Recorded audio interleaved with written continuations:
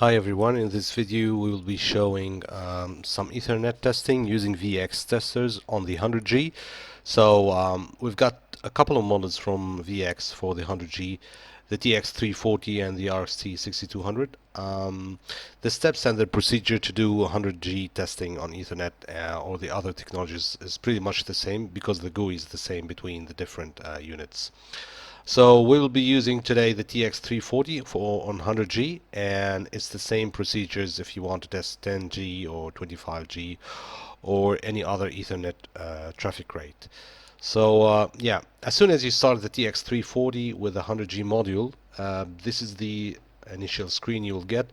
You start by configuring port 1, group 1, and you go to your QSFP or the SFP28 or whatever the transceiver that you will be playing with. So start with the 100G testing and you click on OK to initialize the application for 100G. So my setup looks like a loopback on the other side. So I've got the transmission analyzer TX340 sending out 100G, and there's a loopback on the other side and sending back the 100G back to the TX340 100G tester.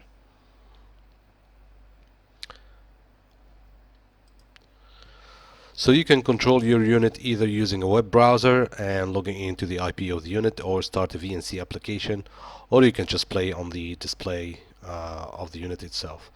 So we've got the application initialized now on the 100G. So we've got 100G on port 1, and the laser is turned off. You can turn it on from the right tab here, laser on, and then you start configuring the tests you want to run. So let's have a look on the throughput test. You can select either layer 2 or layer 3, so I'll stay with layer 3. You can set a V tag, VLAN tags, 1 or 2 or 3 tags. And yeah, you can start cascading the VLAN and the tags here. If you click any of these sections on the traffic structure, you go directly to the tabs of these different sections. So if you go to VLAN, you can configure the priority and the ID of the different VLANs you have there. If you want to go back and move out of this screen, just press on the red cross up there. You go back to the main header setup. You can, after finishing the configuration and the whole setup, you can just press on Profile, Last Configuration, and do a save as a profile that you can use later on instead of reconfiguring every time. So that's the main structure. You can still configure the traffic. Go to General. If you want to have more than one stream, you can do up to 8 streams. So stream 1 has got 25% of the bandwidth, or you can just click on 8 streams, apply, and you've got 8 streams. Each has got 12.5% of the traffic. Go to page 2. You can browse between page 1 and page 2 on the configuration from the buttons down there. If you go to page 2, you can enable service disruption time measurements, and you can also see histograms for the round trip delay. Now looking at the traffic, what kind of traffic you want to put on each stream, you can make it like a constant traffic and select the frame size to be fixed, and then you select which frame size you want to put there. And you can also choose different frame size for the other streams, or you can just apply to all if you change something on one of the streams. So we are pretty much ready to start our test then. So click on the start button, the green one, and you can see that we're transmitting at 100 gig, and because of the loopback we're getting 100 gig back. So no bad frames or poor frames, pose frames, so it looks pretty clean. If you click on alarm or error, you'll start injecting these. So give it a click and then you got one alarm. If you click on error, you'll get one error, and you see bad frames 1, the counter started there. If you go to the errors and alarms tabs, so you've got already some disruption happened because of the injection we've made. If you go to events, you can see there is a service disruption time violation happening, and yeah, you'll see a log of the events happening there. So the stream summary, you can see a summary of the stream here. You can see histogram, and that's the global view for the whole traffic. If you want to look at the signal, the level and the frequency, so this is the level of the receiver on the 4 different wavelengths, and this is the transmitter level and the frequency and some information about your transceiver, the manufacturer, the serial number, and the wavelength. You can also get some information about the temperature and voltage. Traffic, this is the structure of the traffic we played with. Delay, you can see the delay happening here. And then you can start looking at per stream information. So this is stream 2 of 8. Click on previous to see the previous one. So we had one bad frame on first stream, and it's clean on the second stream. Going back to stream number 1, if you look at the errors, you've got some frame loss happening because of the errors we injected. Service disruption time, you can reset it as well. Delay, you can look at frame delay variation and frame arrival times. Rates is just a gauge view. And the physical control sublayer, information about the PCS.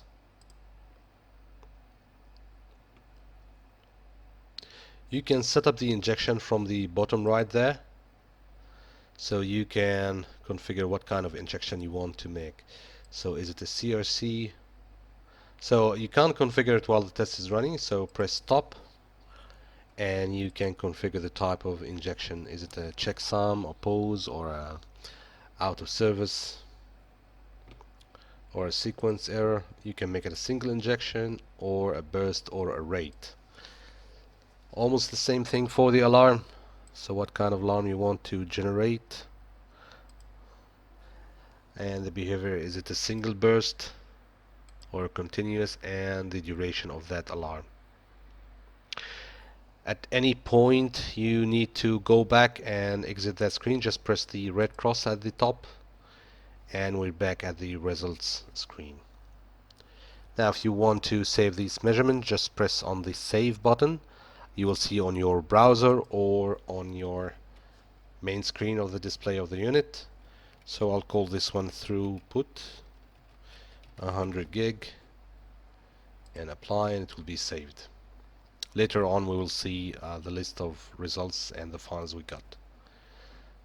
So that's for the throughput. We'll go now to the RFC. Now press the red cross to exit the throughput test. Back to the main test menu. Go to RFC2544 tab. It will look pretty much the same actually like the throughput, except that you will have more tabs to configure your throughput, latency, frame loss, and burst. So the RFC consists of 4 things: the throughput, latency, frame loss, and burst. We've seen already the throughput, so you can set it to a maximum rate of 100% and a resolution of 1% and a duration of 5 seconds. You can just choose the duration to be whatever you want. Latency, alright, you put the duration and the repetition for the latency test, or you can choose to skip the latency, so the RFC report will not include latency. Frame loss, you put the desired rate and the step size and the duration for that test. Burst stability, minimum and maximum durations, repetitions, and the rate. Also you can enable and disable like the others. Frames, so what kind of frames you want to put on the RFC? You can select these standard frames, or you can just add yours. Let's say 2000.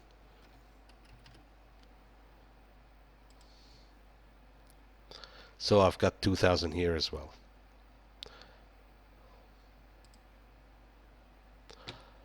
Thresholds. So what is pass and fail? You put in the thresholds for the throughput and latency for each frame size. Or you just want to disable the thresholds. So yeah, we're pretty much ready. Click start and you start the RFC testing. It will go one by one: throughput, latency, frame, and burstability. Remember that we just set it to 5 seconds just for the sake of the demo, so it will go pretty much quickly. So if you look at throughput, yeah, it's done. Let's look at the results throughput while the other tests are running. So this is a graphical representation of the throughput, 100%. You can see it as a summary.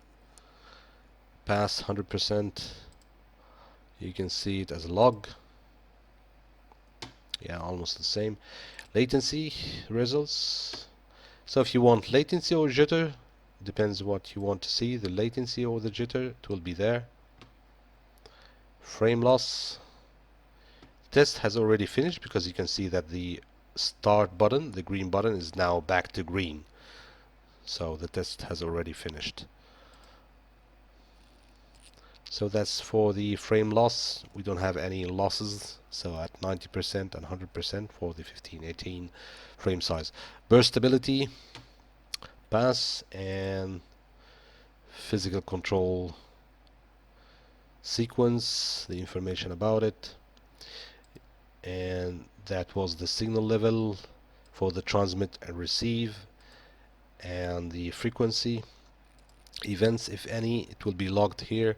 So that's the throughput, latency, and frame loss.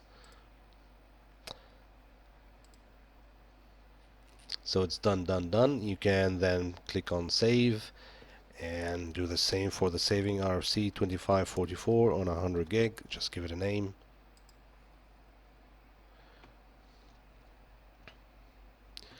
And let's move finally to Y1564.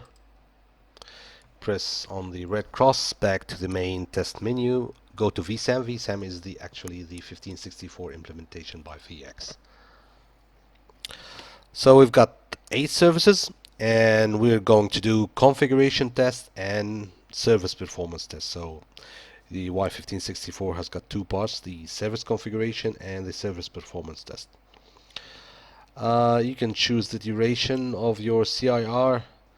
You can make it a user defined and make it maybe just a short one for 1 minute and apply just for the sake of the demo.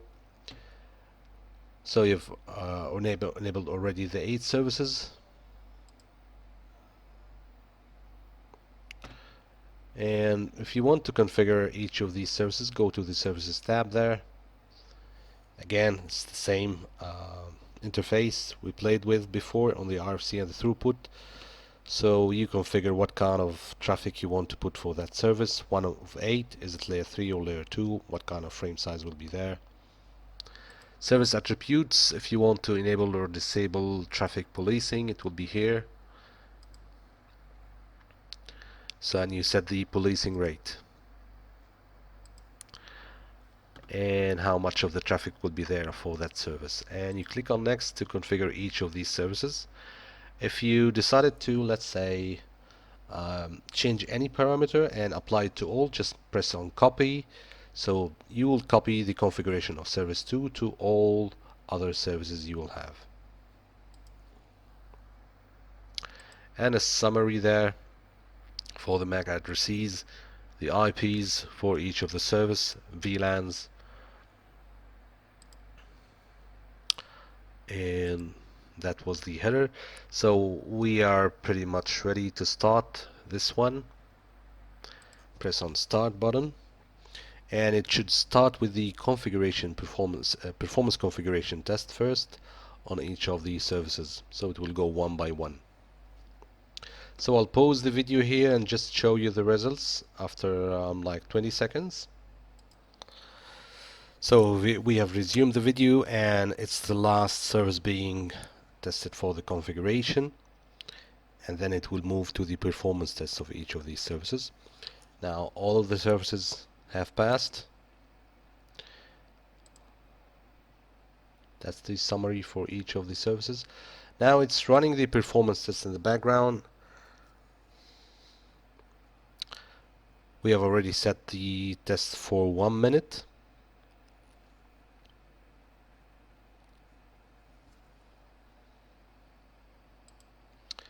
You can see per service running information and the results for service number 2, and you can just browse while the service is running.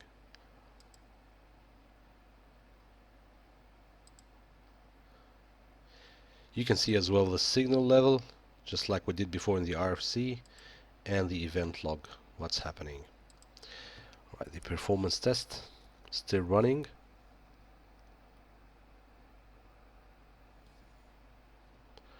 Looks good, so all services have passed for the configuration and the performance test. Now you can click save, give it a name, so I'll just call it Y1564 100 gig and apply.